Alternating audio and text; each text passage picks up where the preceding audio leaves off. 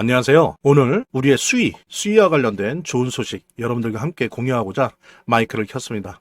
일단은 소식 전해드릴게요. 여러분들 SEC 미국 증권거래위원회가 우리 2배 레버리지의 수위 ETF를 승인했다고 합니다.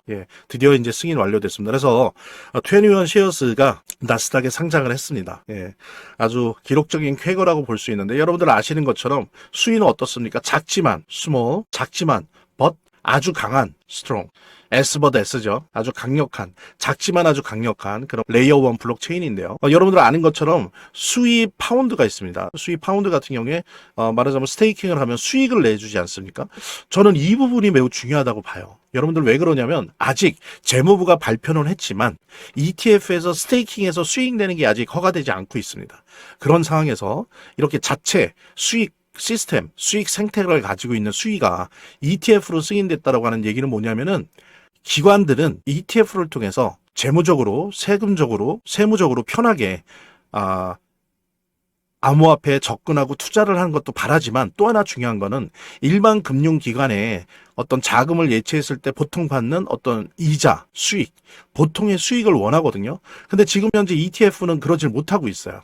그냥 그 단기 차익만 노리는 어떤 차익만 노리는 그런 시장이죠. 근데 우리 수위 같은 경우에는 몇 개 안 되죠. 이런 암호화폐가 그 자체로 수익 모델을 가지고 있습니다. 그러다 보니까 어떻습니까?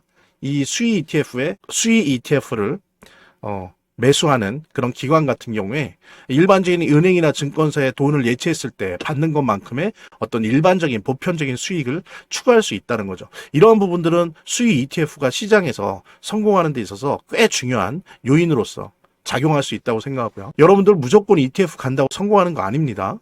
예를 들면 XRP 같은 경우에는 지금 이더리움을 넘어서 비트코인도 넘어서 엄청난 자본 순유입을 거두고 있어요. 보니까 13일 동안 거의 10억 달러가 순유입됐다고 합니다. 하지만 여러분들 보십시오.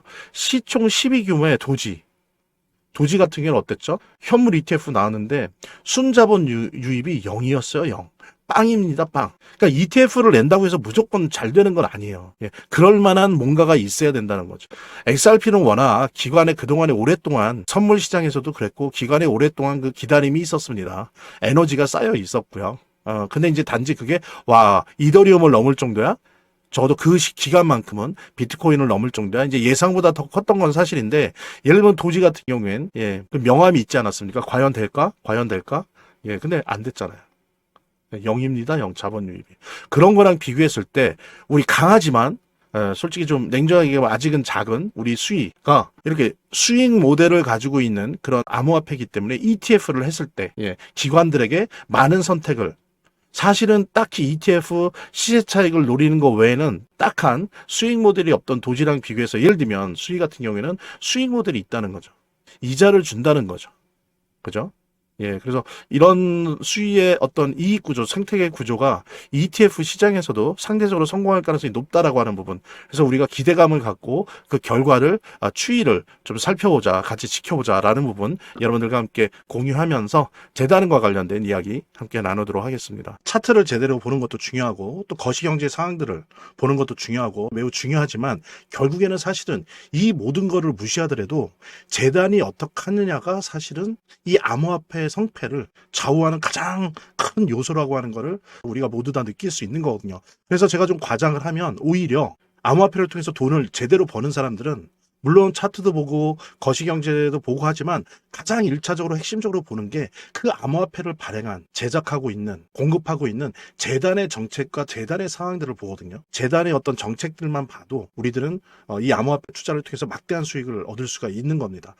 그 중에서 우리가 많이 보려고 노력하는 것들은 락업에 관련된 것들이에요. 그리고 락업의 해제에 관련된 것들이에요. 재단이 얼마나 우리가 암호화폐 투자를 함에 있어서 중요한 요소인지를 깨닫고 그 다음에 특히 만약에 우리가 암호화폐를 투자함에 있어서 재단에 무엇을 봐야 되는지 함께 공유하는 그런 시간을 짤막하게 좀 갖도록 하겠습니다. 그래서 제가 여러분들이 최대한 쉽게 이해할 수 있도록 일단 락업 해제에 대해서 먼저 설명을 좀 드려볼 건데요. 이제 락업 해제라고 하는 거는 투자자 보호 차원에서 초기 투자자들이 일정 기간 동안 매도할 수 없도록 물량을 잠가두는데 이거를 풀어주어서 자유롭게 매도할 수 있게 해주는 걸로 의미합니다.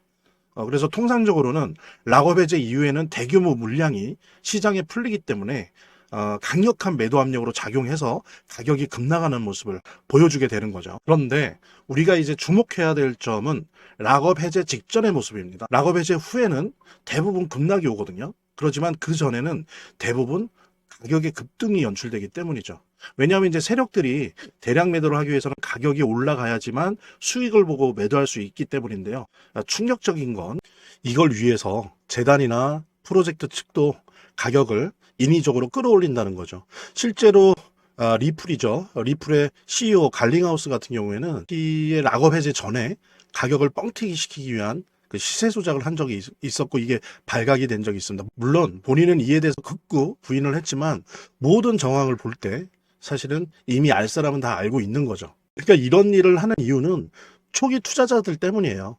이 초기 투자자들에게 수익을 줘야지, 어떤 보상 개념의 수익을 줘야 추가적인 투자 유치를 할 수 있는 거죠. 그 초기 투자자들 뿐만이 아니라 그 외에 2차, 3차 투자자들을 모집하기 위해서는 이런 초기에 부풀리기, 뻥튀기가 필요한 겁니다. 예. 그래서 락업 해제 전에 락업 일정에 맞춰서 매수 타점을 잡아내는 것이 매우 중요하게 대두되는 겁니다. 이 락업 해제 후에는 급등 후에 급락 패턴이 옵니다. 이제 그러기 때문에 락업 해제 전에 매수를 해야 되고 락업 해제 후에는 이제 매도를 해야 되는 거죠. 이래야지 이제 엄청난 수익이 가능해지는 건데요. 제가 특정 경로를 통해서 이 재단 측의 어떤 락업 해제 일정을 입수를 했거든요. 예, 근데 이 해당 문서는 기밀 문서이기 때문에 일단 중요한 내용은 이렇게 제가 좀 모자이크 한 거 양해 바라고요.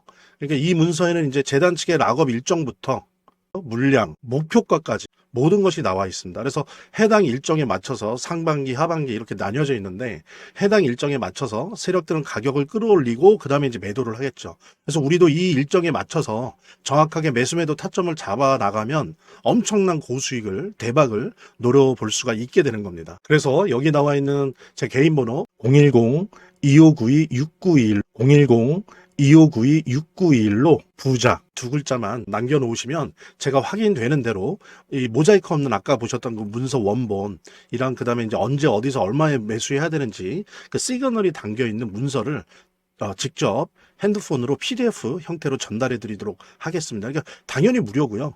자, 오늘 영상은 이쯤에서 마무리하고요. 다음 시간에 더 좋은 영상으로 인사드리도록 하겠습니다. 감사합니다.